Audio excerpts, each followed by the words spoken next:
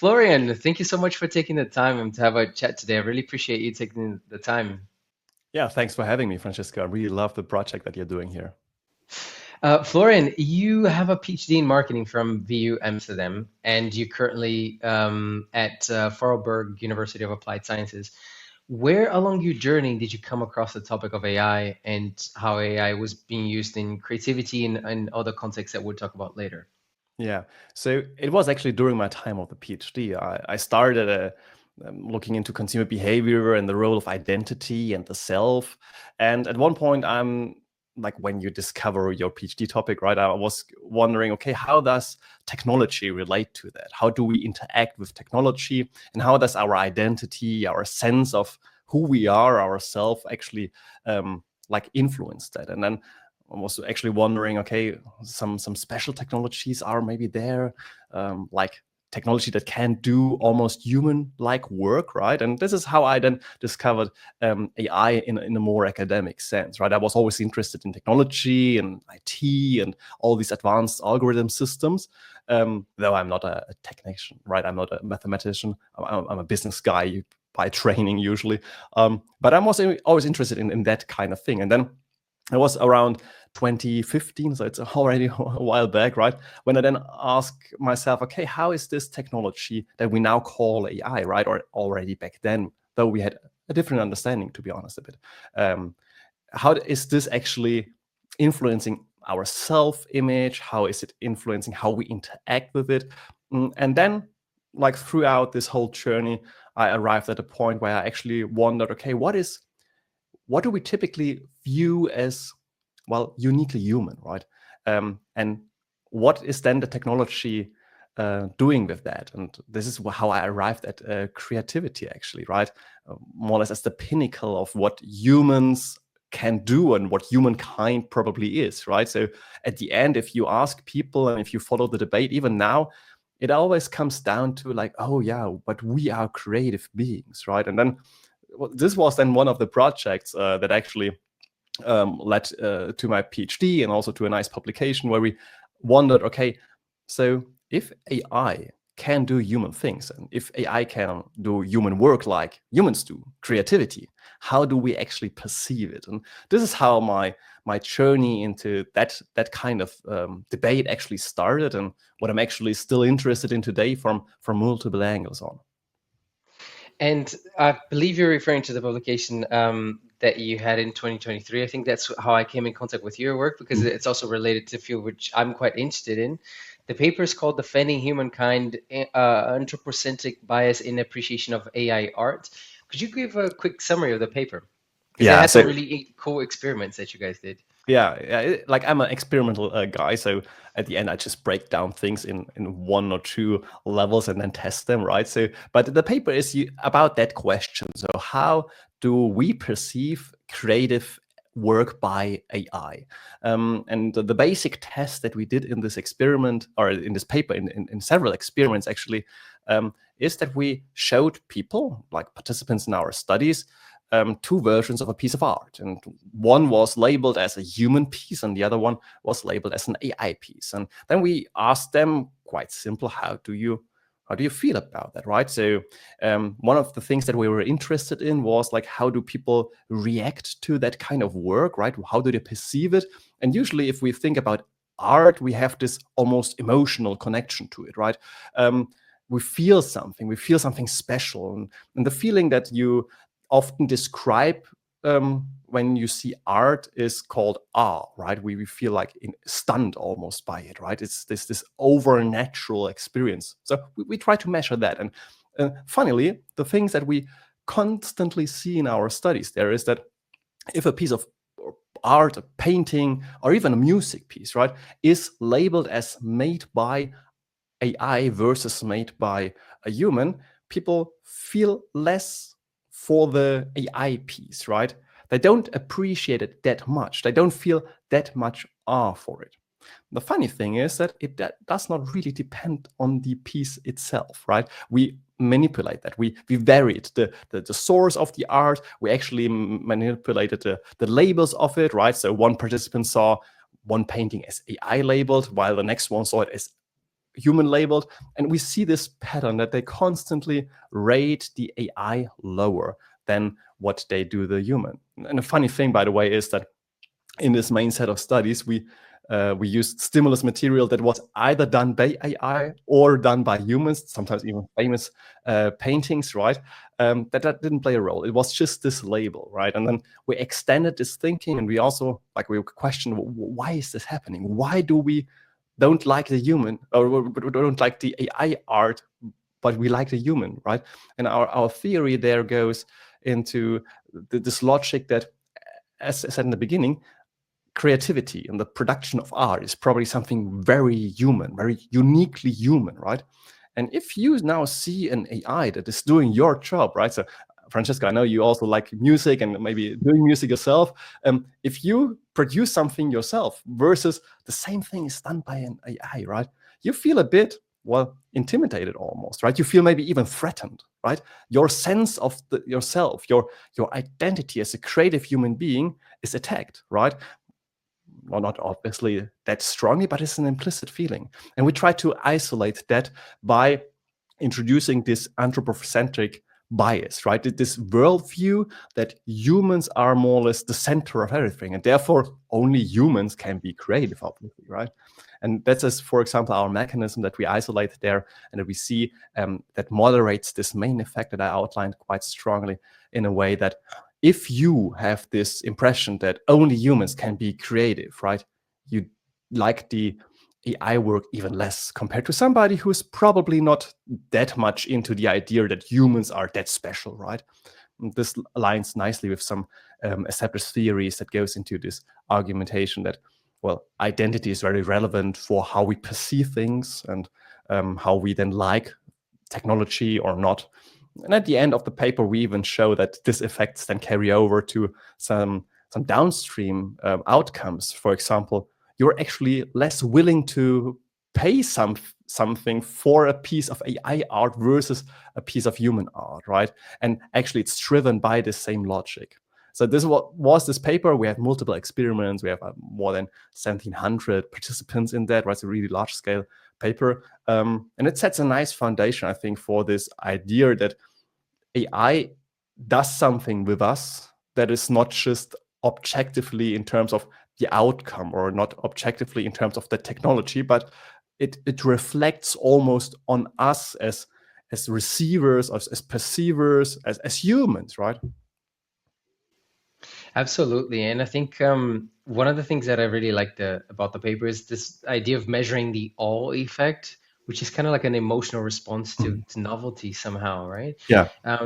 And I think it complemented a lot of papers that came more or less around the same time on this idea of AI bias and AI bias in art. Um, but a lot of these papers, they come in a moment where the big boom, the big explosion had not yet happened, right? So if we look at the last, I don't know, 12 months, maybe in the last 6 months, we had breakthroughs like VO3 and so many different models that have literally from day to night generated this massive, massive boom. How do you see AI bias moving forward, given the fact that we are adopting these technologies faster and faster? And what we see in other scenarios beyond AIs, that the higher the adoption, the higher the familiarity, the lower the bias. So how do you see this coming along in the coming years? Yeah, I think this is a really interesting question, and it really urged us for some longitudinal studies, probably to see this effect over time. Totally agree. So most of the work that even published now, right, on AI is using old technology, relatively old, right? Because as you said, it's moving so fast that if I run a study now and I publish it in a few months, it probably is already overhauled. And the same goes for what you described, that the samples that we use in research, right, either experimental or if we do survey research or some other kind of empirical work there, they are also not isolated, right? They are in touch with this technology either because they use it themselves or they see it in the media, or it's just this common debate that's going on, right? That's why it's probably really careful. We have to carefully treat these results, right?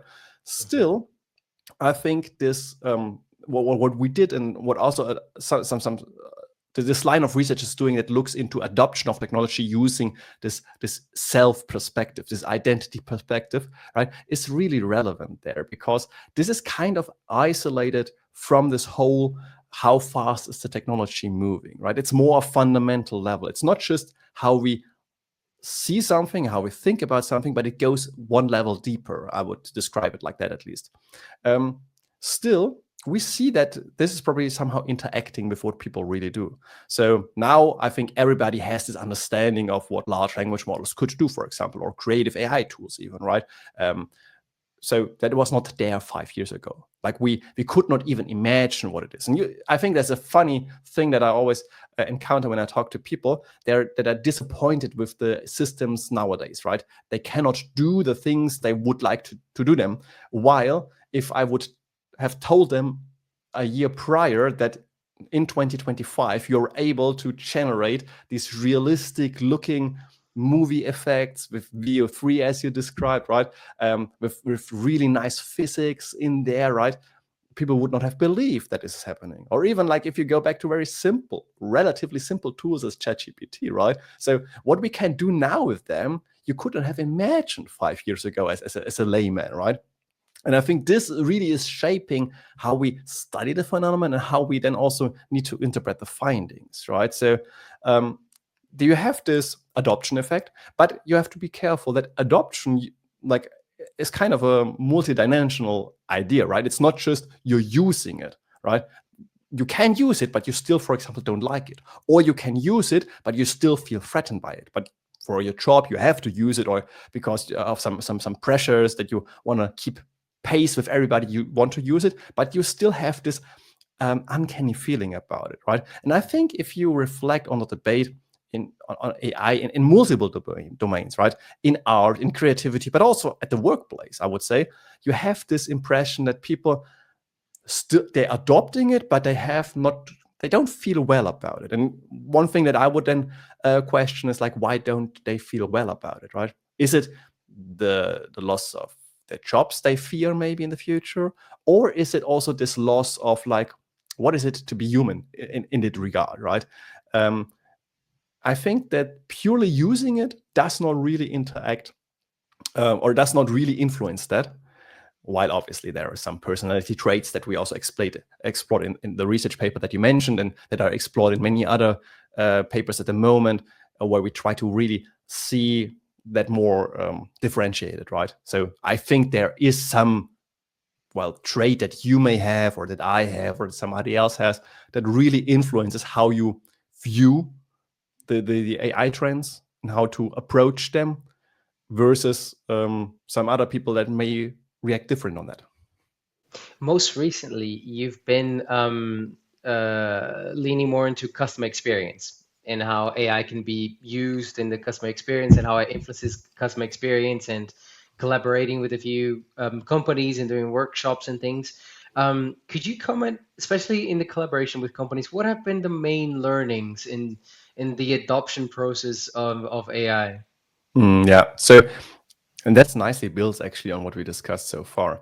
When I talk to companies and organizations, right, businesses overall, one of the things that is often neglected in the debate there is like this perception side of thing, this human side of thing, like the psychology, right?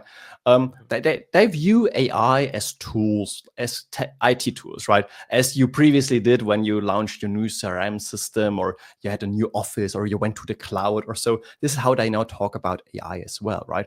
While if we take our findings seriously, not just talking about our paper, but like the discipline that we are working in together there, right? If we take all those findings seriously, we know that it is not just another tool, right? It is not just another piece of hardware or software or some kind of a craftsmanship device, right? It's something else, right? We react different to this kind of technology. And one of the things you mentioned, the customer experience domain, I think in general, marketing is a really nice domain for that, because you have always this mix of technology on the one side, the business needs, but also this human needs, right? You want to do marketing for people, or it's done by people, right? And you see that there it really comes together. So one thing that companies often, for example, find out afterwards, after you signed a license for one of the tools or they implemented some workflows, is that actually people may not like working with them, right? They work with them, but they don't like working with them, right?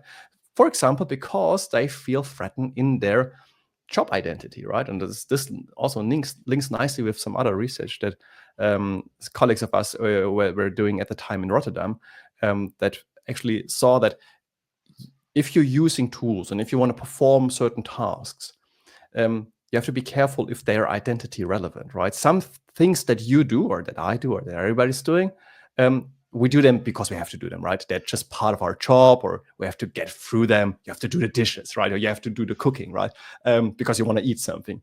But some of us, maybe they really appreciate cooking, right? They see themselves maybe as a chef or so, right? And if you're one of those, you probably don't like the tools that take over the cooking for you, right? You cannot claim the effort anymore. You cannot claim that you did this great job.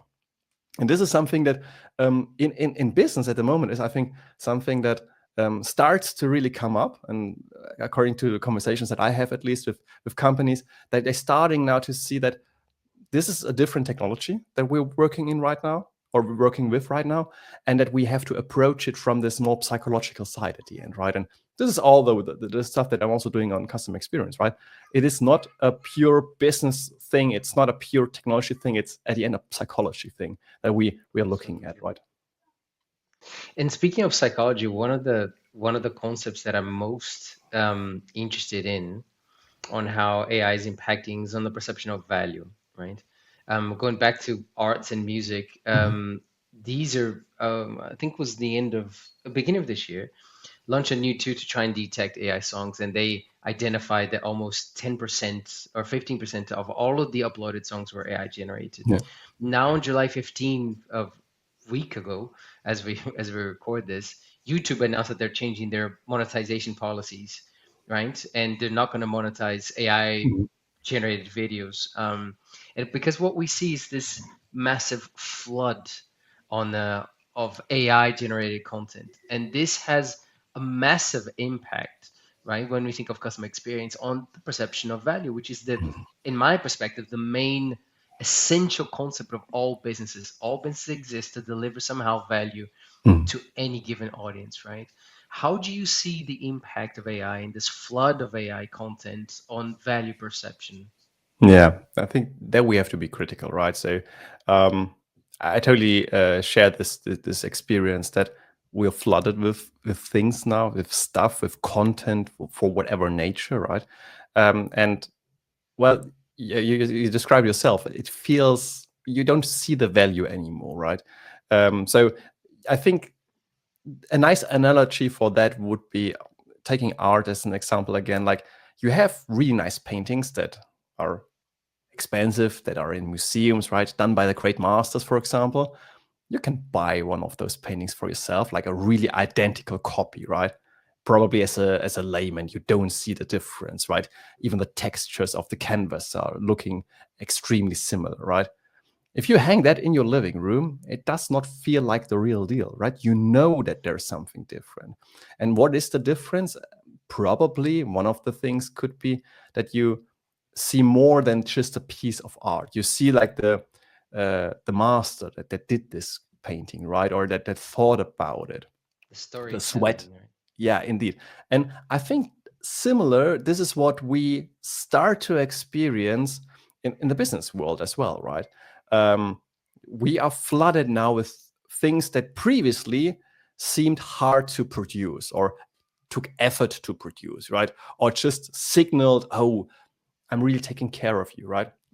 Look at customer service, right? Now, it is technically no issue to have a chatbot that feels human-like, right? In the old days, interacting with a human on the other end, that felt like appreciated, right? It felt like, well, you want to be heard by a real human, right? Now, this can be done with AI, right? This is a nice thing. But the question is there maybe also too much of a nice thing, right? If you now know that the chatbot is an AI system, even though the quality of the service and the visuals and the whole experience is the same, do you still perceive it as the same, right? because with production of content, we try to express some value, some deeper meaning sometimes, right? If you write a nice piece of work, right? That's the same story probably. It's you writing this, right? But what about the system that does the same? And I think this is then probably the more interesting question. This is where also businesses have to be really careful not to flood the market too much, because at the end you depreciate your own value probably by doing so. So maybe one of the theses that we could have in this domain is that scarcity in the future has even a higher value, because actively not doing something probably signals that you value more the things that you're doing, right? I think this is a really interesting debate. I think the debate is still open for solutions, right? We don't know it. We see that on the one hand, there's research that finds out this delusion effect, right? Of like having too much or having AI labeled things. On the other hand, we see, as you said, businesses, but also governmental institutions, like look at the EU AI Act, right? And it's also putting kind of some hurdles on the use of AI, or the labeling at least, right? So there are things coming together that we need to understand better, I guess. And one of the contexts that you're also quite interested in is in the context of education, right? And you've been quite vocal about the use of AI in education. You have a upcoming publication that that would be nice if you commented on how AI can be used in research. But one thing which and I think most of us have way more questions than we do answers, is how can we co-create with these technologies in education without hindering critical thinking, right? So we've been seeing more and more studies coming out on the negative effects of largely or blindly depending or leaning on large language models. We know that short-term memory does not solve complex problems, and we do not want a generation of employees that went through an educational process blindly adopting these tools. How do we, or what are your thoughts on striking a balance between adopting these tools because we have to, we should, but on the other hand, not compromising critical thinking? Yeah. I think this is the core of the debate that in academia, in education, we all have at the moment, right? So what I think, you have to have this balance, right? You cannot neglect what's going on. At the other hand, it's hard for you, for us as educators, to actually have a clear mind, because it's so fastly developing, right? So we are in this very moving, shifting plane kind of situation. So when I look at the debate, when I look at my own teaching as well, I think we have to encourage students to use those tools and to be really open about it, really challenge assumptions there, right? Why not write your bachelor thesis with an AI tool, but then see what's coming out, right? So I think there is a lot of short-sighted thinking going on sometimes, like, oh, I just use whatever tool to make it sound nice, but then reading it critically leads you to, maybe it sounds nice, but it says nothing, right? So what we really need to do there in terms of critical thinking is like maybe also question what we really want to teach and how. Like I think in the old days it was easy, right? You don't had this technology that can do those human kind of things, right? And you could maybe even argue that these tools can now also do some kind of critical thinking, depending on how you define it, right? But in the old days it was easy because you said just write it down. This is something humans can do. Build a logical argument. That's no machine could do that, right? In the past. Now you have these tools.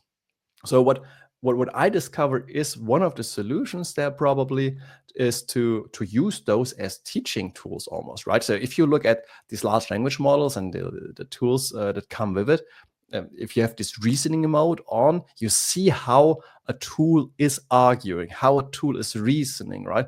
And this can be a nice tool in teaching as well, right? And then use that as a discussion point, so to say, as a starting point for your discussion. So at the end, it's shifting the bar. Probably we can expect more in the future, but we have to do that legwork of really asking, hey, what is critical thinking, right? So if we would define that now and discuss that through, it will probably be beyond the scope of this podcast, right? There are podcasts on itself to discuss it, but we need to ask the hard questions now, right? And the same goes for, as you mentioned, in research. So in research, we can use those tools now, and probably we should, right? Why shouldn't we not use the technology available? It's like if you would analyze statistics by hand or with Excel instead of some advanced statistical software, right? But you have to be, again, critical, and you have to be aware, and you have to be transparent about it, right? To do it in a responsible way, and in a way, so if you would say, what is responsible? In a way that others can understand your decisions, right? And your thinking. And this is similar to what we do when we teach students, right? So they should be aware of the limitations of their choices. And I think often we are actually not. For example, in research, one of the things that could be quite interesting there, so I urge everybody to check that out, is this recent paper that you mentioned, where we developed some principle for a responsible use of AI in research. So it is not a rules catalog of like do this and don't do this, but rather kind of a systematic checklist that you as a researcher can use to be aware of what you're actually doing, and also signal to others that you are aware of it. And I think this is one of the things that probably is then the human side of it, right? That we can actually reflect, or we should reflect on those limitations. So I think And be going open forward, about it, right? And be open and yeah, honest about it. Because if you're not, then it's like as if you're pretending that something doesn't exist, when we yeah, all know that to some extent, to a large degree, to a smaller or larger, we're all going to co-create with the tools anyway, right? So oh yeah, why not be open about yeah. it with the reader? So I think we always have been. So if you reflect on times before AI, we also co-created with machines, right? Your word processor is also a machine, right? And it suggested you the right spelling, and at one point the right grammar, right? We did not really ask the main questions there. Are we co-creating with this technology, right? It was just a tool. Now this tool becomes even more advanced. Now it can be this sparring partner, right? It can be this other person. It can be your colleague that you meet at the coffee bar and say, hey, I'm thinking about doing this and this and this. How would you do it, right?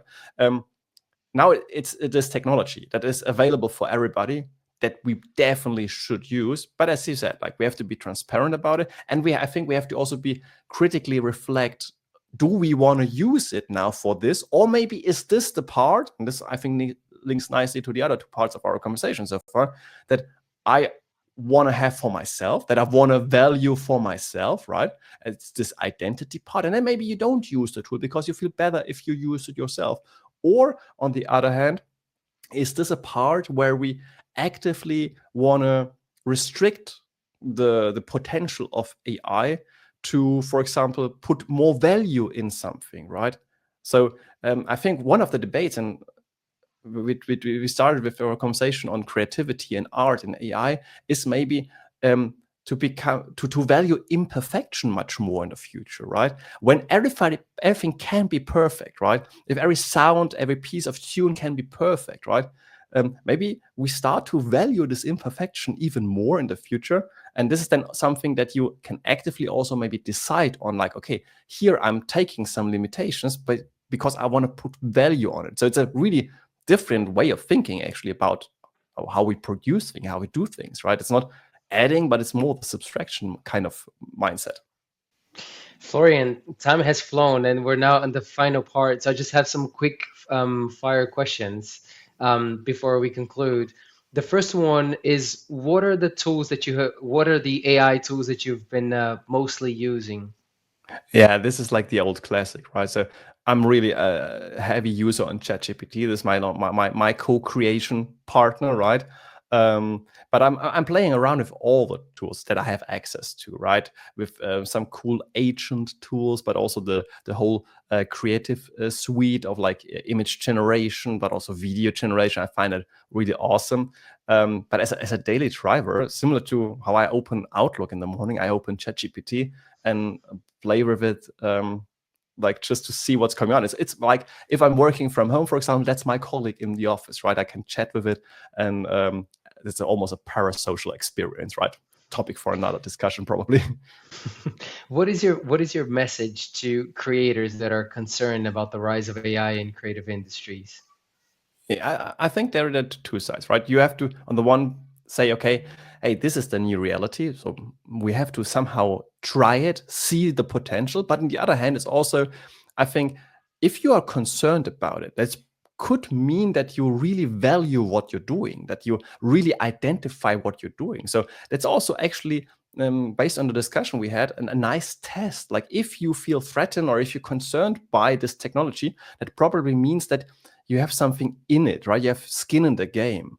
Not just the money or the job, the occupation, but like this higher value, this meaning, right? And I think this is actually a really nice way of thinking about it, because it puts this concern in some almost positive perspective of like, hey, if you really don't want the AI to do that, it's probably because you really want to do it. So you found actually something that is really valuable for you. And to conclude, in times of AI, what makes human creativity unique? I think this weirdness that comes with human creativity, right? Um, AI can be probably weird as well, and will be in the future because it learns from us.